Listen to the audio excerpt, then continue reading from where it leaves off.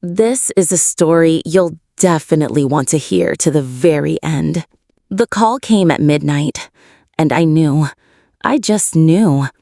Not because I heard his whispers on the phone or caught the scent of another woman's perfume when he came home in the early hours. No, I knew because my gut twisted inside out, and on that raw underside, a clear message appeared. Again. 2 years. 2 years I lived with this again, swallowing bitterness like poison, trying to convince myself it was just my paranoia, that he was just working late, that women at work were just colleagues. A naive fool. I was an exemplary wife, a keeper of the hearth, the one who always waits, forgives, and believes in us. Our apartment was clean. Dinner was always on the table, and the bed was warm. I believed that's how a family was built. He, on the other hand, built his life on my tears. I discovered the first infidelity by accident. An SMS from Sasha, a heart emoji. My heart clenched into a fist then too, not from pain, but from pure rage. I confronted him, of course. He swore it was a mistake, a moment of weakness, that he only loved me. I wanted to believe, desperately wanted to, and I did, for another 6 months. And then there were other Sashas, Lenas, Iras.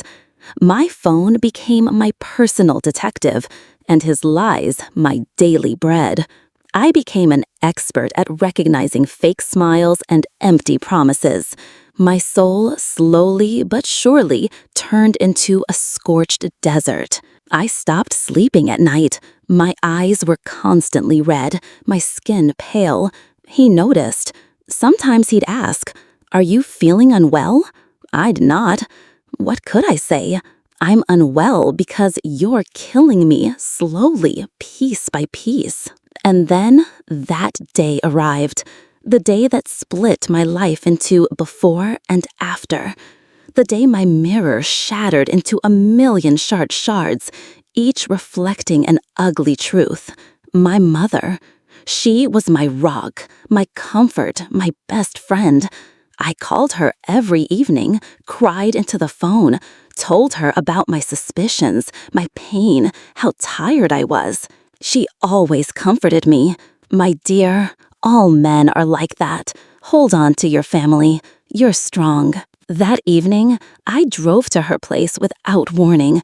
I had a bad feeling, an unexplainable dread.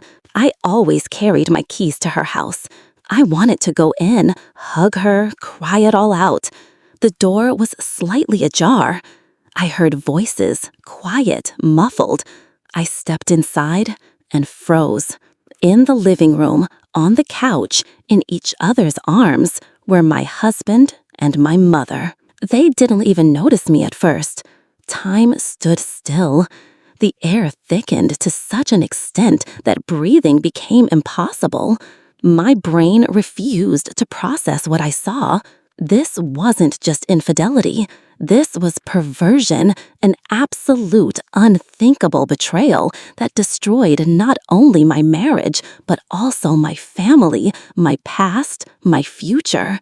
My world turned upside down, then exploded. I didn't scream. I didn't cry. I just stood there, like a statue, until they turned and saw me. Their faces, horror, panic, an attempt to say something, but the words got stuck in their throats. I just turned around and left. Left for nowhere, into the void they had left in place of my life. In that moment, something broke inside me. Not just pain, but something deeper. The wall that had kept me within the bounds of a good girl, a faithful wife, an obedient daughter for years crumbled. I felt a strange, almost frightening relief. Relief that I no longer had to pretend, no longer had to endure, no longer had to believe. And I threw myself into the deep end. The word revenge didn't fit. It was more like self-destruction, a search for pain that could drown out what I already felt, or conversely, a search for anything alive that was left in me. I started going to bars where I never would have thought of stepping foot. I drank, danced, flirted, and I sought connections. Not love, not warmth, not intimacy, just contact, physical, quick, without commitment, without a name. Each time I was with a stranger, I felt this relief. It was like a drug. Every new man, every touch, every moment of oblivion momentarily erased that terrible image from my memory. It was dirty, dangerous, and I knew I was walking on a razor's edge. My friends turned away from me, or perhaps I pushed them away myself. I became unrecognizable. One night, after another bar, I stumbled upon him. He was sitting on a bench, dirty, smelling of alcohol and tobacco. My mind screamed, "No, what are you doing?" But some part of me, the part that was broken to its core, answered, "Why not? What's the difference?" And I walked over, and I spent the night with him in some abandoned place under the cold sky. And I swear to you, in that moment, as his hands touched me, I again felt this wild, perverted relief. This was rock bottom. There was nowhere lower to go, and it was liberating. I felt so worthless that it canceled out all the previous suffering. In the morning, I left him sleeping. I felt empty, but not in the way I had before. Not from pain, but from depletion.